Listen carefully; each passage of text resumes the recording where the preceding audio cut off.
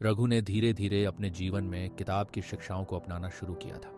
लेकिन असली परीक्षा तब हुई जब उसे ऑफिस में एक बड़ी चुनौती का सामना करना पड़ा। उसका मैनेजर रवीश हर समय काम का दबाव बनाता था। रवीश की आदत थी कि वह हर प्रोजेक्ट पर अपनी राय थोपता और हर डेडलाइन को असंभव बना देता। रघु हमेशा उसके साथ तालमेल बिठाने की कोशिश करता, लेकिन हर बार उसे लगता कि वह खुद को खो रहा है। उस दिन लंच ब्रेक में रघु ने किताब का एक अध्याय खोला। उसमें लिखा था, हर किसी को खुश करने की कोशिश में आप खुद की आवाज को अनसुना करते हैं। खुद के लिए समय बनाना आत्म देखभाल नहीं, बल्कि आत्मसम्मान है।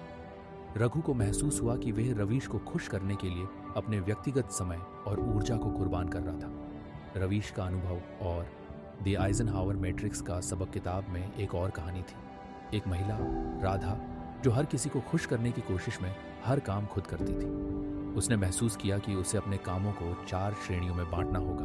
1, जरूरी और महत्वपूर्ण, तुरंत पूरा करना। 2, जरूरी लेकिन गैर जरूरी, दूसरों को सौंप देना। 3, महत्वपूर्ण लेकिन तुरंत नहीं, बाद में शेड्यूल करना। और न महत्वपूर्ण न जरूरी, छोड़ देना। रघु ने सोचा, मैं भी यही करता हूँ।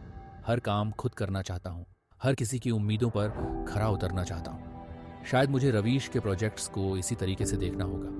उसने अपने प्रोजेक्ट्स को इस चार्ट में बांटा और पाया कि कई काम वह केवल रवीश को खुश करने के लिए कर रहा था, जिनका असल में कोई महत्व नहीं था। उसने कुछ काम अपने सहयोगियों को सौंप दी और कुछ कामों को शेड्यूल किया।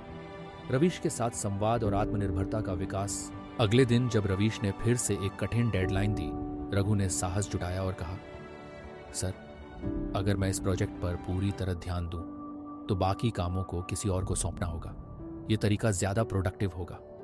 रवीश पहले तो नाराज हुआ, लेकिन फिर उसे लगा कि रघु की बात सही है। उसने सहमति जताई और बाकी काम टीम के दूसरे सदस्यों में बांट दिए। यह छोटी सी बातचीत रघु के लिए एक बड़ा बदलाव थी। उसने महसूस किया कि हर बार सिर झुकाने की जरूरत नहीं होती। रवीश के अनुभव से जुड़े पल लंच के दौरान रवीश ने अचानक रघु से कहा, यार, मैं भी कभी कभी सोचता हूं कि ये ऑफिस का दबाव सब कुछ खा जाता है। मैं खुद अपने परिवार को समय नहीं दे पाता।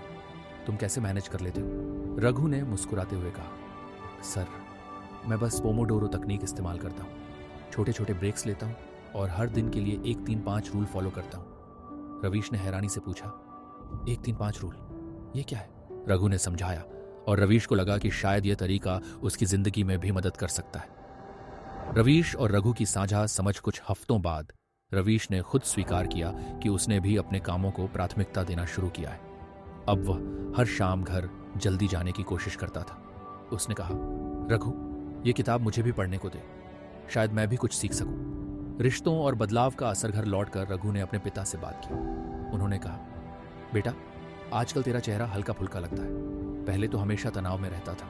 रघु ने किताब की कहानी साझा की और कहा, पापा, मैंने सीखा है कि खुद को समय देना कोई स्वार्थी काम नहीं है। अगर मैं खुश और संतुलित हूं, तो बाकी सब अपने आप ठीक हो जाएगा। उस रात उसने किताब की एक और लाइन पढ़ी, छोटे छोटे बदलाव बड़े नतीजे लाते हैं। रघु के जीवन में ये बदलाव उसकी मानसिकता और उसके रिश्तों में झलकने लगे थे। उसने देखा कि न सिर्फ उसका ऑफिस का प्रदर्शन बेहतर हुआ है, बल्कि उसके परिवार और दोस्तों के साथ उसके रिश्ते भी मजबूत हो रहे हैं। अगला भाग दिखाएगा कि कैसे रघु अपने बड़े लक्ष्यों की ओर बढ़ता है और ईट दैट फ्रॉग और टास्क बैचिंग जैसी तकनीकों को अपनाता है। रघु के जीवन में बदलाव अब स्पष्ट होने लगे थे। ऑफिस में चीजें बेहतर हो रही थीं और घर पर भी एक अलग शांति का अनुभव हो रहा था। लेकिन हर बदलाव की तरह इसे पूरी तरह आत्मसात करने में समय और चुनौतियों का सामना करना पड़ता है। एक सुबह रघु ने ऑफिस जाने से पहले अपने 1 से 3 से 5 रूल के अनुसार दिन की योजना बनाई। उसने अपने लिए एक बड़ा काम चुना, अगले हफ्ते की प्रेजेंटेशन तैयार करना। 3 मध्यम काम थे, ईमेल्स का जवाब देना, एक क्लाइंट के साथ कॉल करना और टीम मीटिंग की तैयारी करना। 5 छोटे कामों में शामिल थे, फाइलों को व्यवस्थित करना, नोट्स अपडेट करना, अपनी डेस्क साफ करना और 2 छोटे फॉलोअप कॉल करना। रघु ने टीम मीटिंग शुरू की। सब कुछ ठीक चल रहा था, लेकिन अचानक रवीश ने एक नया प्रोजेक्ट मीटिंग के बीच में ही थमा दिया। रघु, इस पर तुम जल्दी से एक रिपोर्ट तैयार कर लो, शाम तक चाहिए, रवीश ने कहा। रघु के दिमाग में हलचल मच गई। उसने अपने नॉट टू डू लिस्ट की तरफ ध्यान दिया, जिसमें वह सभी चीजें थीं जो उसका ध्यान भटकाती थी। उसने सोचा, अगर मैं यह काम अभी करने लगा तो मेरा पूरा दिन का प्लान खराब हो जाएगा। रघु ने थोड़ा संयम दिखाते हुए कहा, सर ये रिपोर्ट ज़रूरी है, लेकिन अगर यह शाम तक चाहिए तो मुझे अपने दूसरे कामों में बदलाव करना होगा। क्या हम इसे टीम के साथ विभाजित कर सकते हैं? दोपहर के समय रघु को अपनी माँ का फ़ोन आया। बेटा, तेरे पापा की तबीयत ठीक नहीं लग रही, सुबह से खांस रहे हैं। उन्होंने चिंता जताई। रघु का मन बेचैन हो गया। उसने सोचा कि क्या ऑफिस का काम छोड़कर घर जाना चाहिए।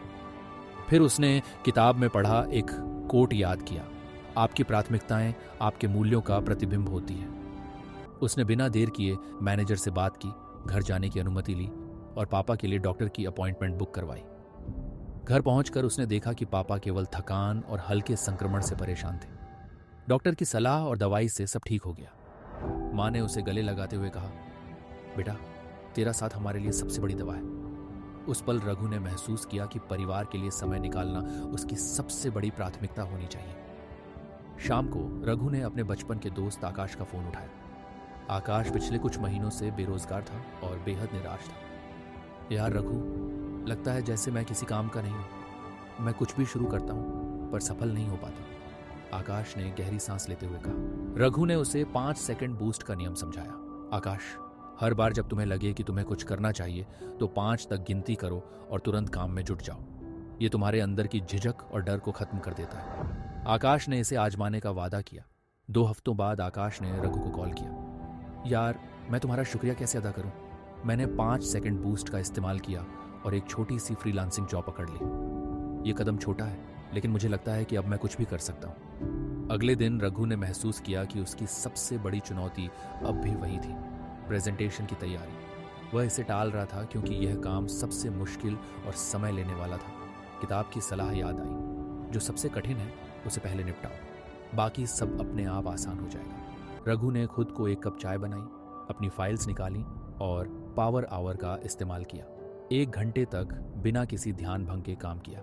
उसने पाया कि केवल 1 घंटे की मेहनत से प्रेजेंटेशन का आधा हिस्सा तैयार हो गया।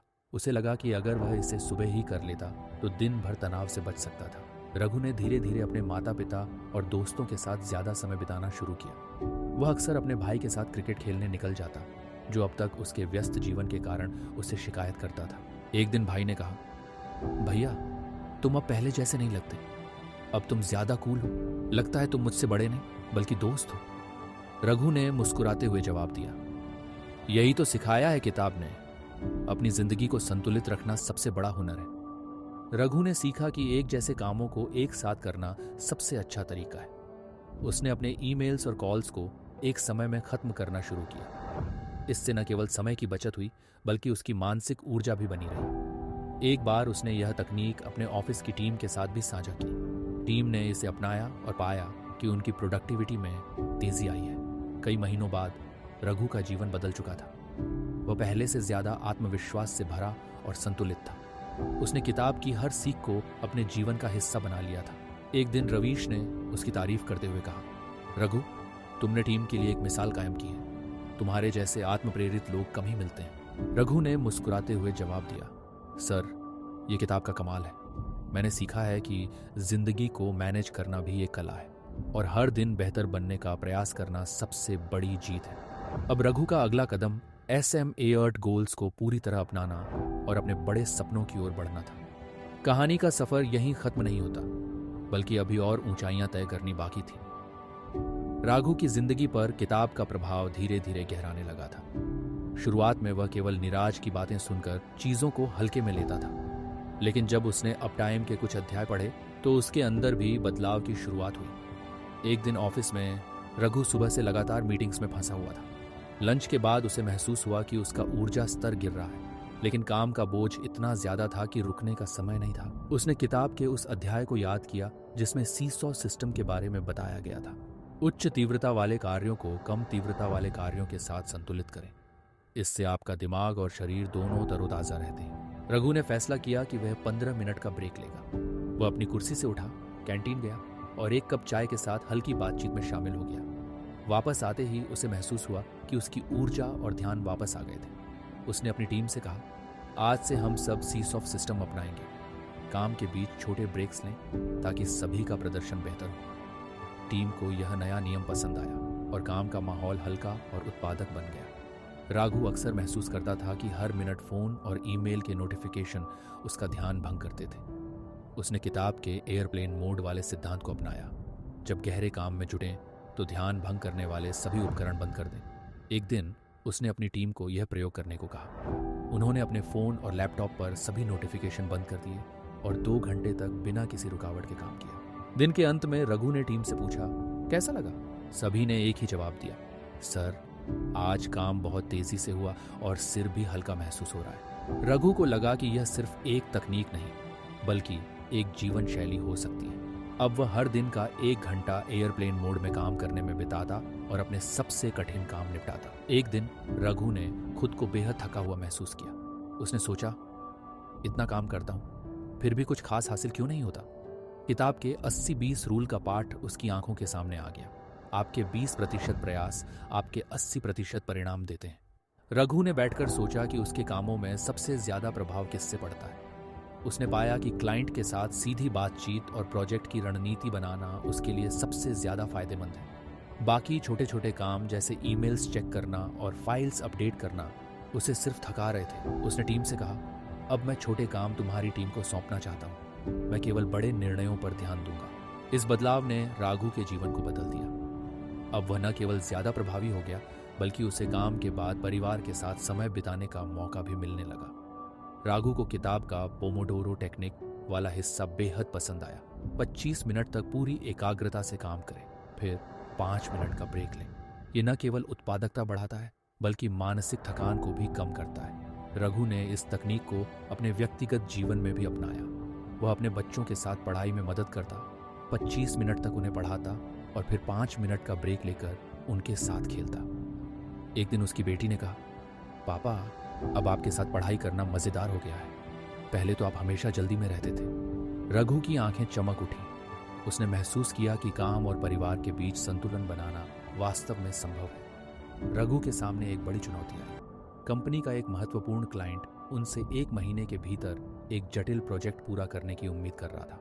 पहले वह घबरा जाता, लेकिन इस बार उसने ब्रेक इनटू पीसेस की तकनीक अपनाई। किसी भी बड़े काम को छोटे हिस्सों में तोड़े, इससे वह कम डरावना और अधिक प्रबंधनीय लगता है। उसने प्रोजेक्ट को छोटे छोटे हिस्सों में बांटा और हर हिस्से के लिए एक टीम लीडर नियुक्त किया।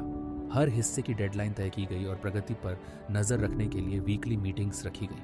नतीजा ये हुआ कि प्रोजेक्ट समय पर और बिना किसी तनाव के पूरा हो गया। क्लाइंट ने न केवल तारीफ की बल्कि एक और प्रोजेक्ट का ऑफर भी दिया। अब राघु ने अपने व्यक्तिगत जीवन में भी किताब की तकनीकों को लागू करना शुरू कर दिया था। एक रविवार उसने अपनी पत्नी से कहा, चलो आज के दिन को बैच में बांटते हैं। सुबह बच्चों के साथ खेलेंगे, दोपहर में तुम्हारे पसंदीदा रेसिपी ट्राई करेंगे और शाम को दोस्तों के साथ फिल्म देखेंगे। पत्नी मुस्कुराई और बोली, लगता है तुमने अब जिंदगी का असली मजा लेना सीख लिया है। ये योजना इतनी अच्छी रही कि पूरा परिवार खुश था। रवीश को लगा कि छोटी छोटी योजनाएं रिश्तों में बड़ी खुशियां ला सकती हैं। राघु ने से कहा, यार ये किताब तो जादू की तरह काम कर रही है। मैंने जितनी तकनीकें आजमाई हैं सबने मेरी जिंदगी को बेहतर बना दिया है। अब मैं महसूस करता हूँ कि जिंदगी में हर दिन सीखने और बेहतर बनने की गुंजाइश है। रवीश मुस्कुराया और बोला, सर ये तो बस शुरुआत है। जब आप SMART गोल्स और कैनबन बोर्ड्स को भी अपनाएंगे तो आपको अपने लक्ष्य और आसान लगने लगेंगे। आने वाले हफ्तों में राघु ने अपनी टीम और अपने व्यक्तिगत जीवन में और भी बदलाव किए। किताब के हर पाठ को उसने अपने अनुभवों से जोड़कर देखा और पाया कि हर बदलाव उसे बेहतर इंसान बना रहा है। अगला भाग ये दिखाएगा कि कैसे SMART गोल्स और कैनबन बोर्ड्स ने रवीश और उसकी टीम को नई ऊंचाइयों तक पहुंचाया। राघु को रवीश की बात सही लगी। उसने सोचा, अब मुझे स्मार्ट गोल्स पर काम शुरू करना चाहिए। अगर लक्ष्य स्पष्ट होंगे तो न सिर्फ मेरा काम आसान होगा बल्कि मेरी टीम भी बेहतर प्रदर्शन करेगी। किताब के पन्ने पलटते हुए वह स्मार्ट गोल्स वाले हिस्से पर रुका। Specific, measurable, achievable, relevant, time bound. Smart goals का जादू किताब में लिखा था। लक्ष्य को इतना स्पष्ट और परिभाषित करो कि उसे नाप सके। ये न केवल आपके लिए प्राप्य हो बल्कि आपके दीर्घकालिक उद्देश्यों से भी जुड़ा हो और एक निश्चित समय सीमा में पूरा हो। रघु ने सोचा, अब तक मेरी ज्यादातर योजनाएं सिर्फ कागज पर थीं, लेकिन उन्हें पूरा करने का कोई ठोस तरीका नहीं था। इसे बदलने का वक्त है। स्मार्ट गोल्स की शुरुआत। प्रोजेक्ट विजन नेक्स्ट ऑफिस में रघु ने एक नई क्लाइंट मीटिंग के दौरान अपनी टीम को बताया, हमारे पास विजन नेक्स्ट नाम का एक बड़ा प्रोजेक्ट है, लेकिन इस बार हम इसे स्मार्ट गोल्स के साथ करेंगे। उसने व्हाइट बोर्ड पर स्मार्ट गोल्स के सिद्धांत लिखे। स्पेसिफिक, हम प्रोजेक्ट के हर पहलू को स्पष्ट रूप से परिभाषित करेंगे। मेजरेबल, हर लक्ष्य को मापने योग्य बनाएंगे। अचीवेबल, ऐसा प्लान बनाएंगे जो व्यावहारिक हो। रेलिवेंट, सुनिश्चित करेंगे कि यह प्रोजेक्ट हमारी कंपनी की दीर्घकालिक रणनीति से मेल खाता हो। 5वां, समय सीमा, हर लक्ष्य की समय सीमा तय करेंगे। स्पष्टता का महत्व रघु ने टीम से कहा। सबसे पहले हम यह तय करेंगे कि इस प्रोजेक्ट का मुख्य उद्देश्य क्या है। उन्होंने क्लाइंट की ज़रूरतों को स्पष्ट किया। 15 दिन में प्रारंभिक ड्राफ्ट तैयार करना, 30 दिन में डिज़ाइन तैयार करना, 60 दिन में फाइनल प्रोजेक्ट सबमिट करना। अब किसी को यह सोचने की ज़रूरत नहीं होगी कि हमें क्या करना है, सब कुछ साफ साफ लिखा जाएगा।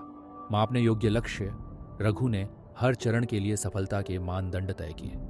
15 दिनों में क्लाइंट से सकारात्मक फीडबैक डिज़ाइन तैयार करने के दौरान टीम के हर सदस्य का योगदान ट्रैक होगा। फाइनल प्रोजेक्ट पर 90% से ज़्यादा क्लाइंट की संतुष्टि टीम को यह समझ आ गया कि मापने योग्य लक्ष्यों से हर किसी की जिम्मेदारी तय होगी। अचीवेबल, प्राप्य लक्ष्यों की ताकत, टीम ने शुरुआत में कुछ बड़े बड़े लक्ष्य बनाए, लेकिन रवीश ने उन्हें रोका। अगर हम अपनी क्षमता से ज़्यादा बड़े लक्ष्य बनाएंगे तो हम केवल असफल होंगे, इसलिए यह सुनिश्चित करो कि हमारा हर लक्ष्य यथार्थवादी हो। उन्होंने प्रत्येक चरण के लिए आवश्यक संसाधनों की समीक्षा की और सुनिश्चित किया कि टीम के पास पर्याप्त समय, तकनीकी उपकरण और लोग हों। रेलिवेंट, संबद्धता, रघु ने टीम से पूछा, यह प्रोजेक्ट हमारी कंपनी की दीर्घकालिक योजनाओं के लिए कितना महत्वपूर्ण है। टीम ने जवाब दिया, यह प्रोजेक्ट अगर सफल हुआ तो हमारे क्लाइंट्स का भरोसा और मजबूत होगा। रघु ने कहा, तो यह प्रोजेक्ट न केवल प्रासंगिक है बल्कि हमारी कंपनी के भविष्य के लिए भी महत्वपूर्ण है। हमें इसे प्राथमिकता देनी होगी। टाइम बाउंड, समय सीमा का पालन। रवीश ने पूरे प्रोजेक्ट को छोटे छोटे हिस्सों में बांटा। हर शुक्रवार को टीम मीटिंग होगी जहां हम प्रगति की समीक्षा करेंगे। हर डेडलाइन का सख्ती से पालन होगा। अगर कोई समस्या आती है तो तुरंत हल निकालेंगे। रघु ने नोट किया कि समय सीमा से टीम अधिक केंद्रित और प्रतिबद्ध हो गई थी। स्मार्ट गोल्स का असर। 1 सप्ताह बाद, 1 हफ्ते बाद रघु ने टीम मीटिंग बुलवाई। पिछले 7 दिनों में हमने क्या सीखा, उसने पूछा। टीम लीड प्रिया ने कहा, सर मैंने देखा कि जब लक्ष्य स्पष्ट होते हैं तो हर कोई ज्यादा तेजी और आत्मविश्वास के साथ काम करता है। दूसरे सदस्य अजय ने कहा, पहले हम कभी कभी अनावश्यक चीजों में उलझ जाते थे, अब हमें पता होता है कि हमें क्या करना है और कब करना है। स्मार्ट गोल्स का व्यक्तिगत जीवन में प्रभाव। रघु ने सोचा, अगर ये तकनीक ऑफिस में इतना कारगर हो सकती है तो इसे मैं अपने व्यक्तिगत जीवन में क्यों न अपनाऊं। उसने तय किया कि हर शनिवार को वह अपनी पत्नी और बच्चों के साथ एक स्मार्ट प्लान बनाएगा। स्पेसिफिक, इस शनिवार का लक्ष्य है बच्चों के साथ पार्क जाना। हर 30 मिनट में एक गतिविधि प्लान करेंगे। अचीवेबल, बच्चों और पत्नी दोनों की पसंदीदा गतिविधियां शामिल होंगी। रेलिवेंट, यह हमारे परिवार के लिए महत्वपूर्ण है। टाइम बाउंड, शाम 5 से रात 8 बजे तक। उसने अपने परिवार से यह योजना साझा की। पत्नी ने कहा, तुम अब सच में बदलाव ला रहे हो। पहले तो तुम हमेशा काम में व्यस्त रहते थे, अब तुम परिवार को समय दे रहे हो। स्मार्ट गोल्स के साथ एक नई शुरुआत। रघु अब समझ चुका था कि लक्ष्य निर्धारित करना और उन्हें सही तरीके से पूरा करना दोनों ही महत्वपूर्ण है। उसने महसूस किया कि स्पष्टता और दिशा के साथ जीवन न केवल सरल बनता है बल्कि अधिक आनंददायक भी हो जाता है। अब वह हर सुबह किताब का एक नया पाठ पढ़ता, अपनी दिनचर्या की समीक्षा करता और नए स्मार्ट गोल्स बनाता। वह न केवल एक बेहतर नेता बना बल्कि एक बेहतर पिता और पति भी। आने वाले समय में रघु kanban बोर्ड्स और टाइम ब्लॉकिंग जैसी तकनीकों को भी अपनी जिंदगी में शामिल करने के लिए तैयार था।